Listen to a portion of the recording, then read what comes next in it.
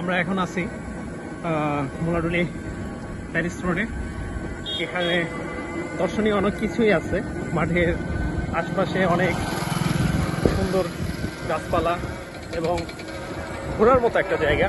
আপনারা যেখানেই আছেন আমাদের এই প্যারিস রোডে একবার ঘুরতে আসবেন। দেখতে জায়গাটা অনেক সুন্দর, আশেপাশে খোলা মাঠ, বিকেলের দিকে পাখির পকপকালি এবং সুন্দর সুন্দর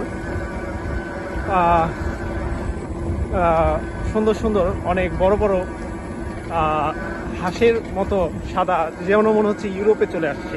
এত সুন্দর একটা পরিবেশ এই মোলাডুলি প্যারিস রোডে।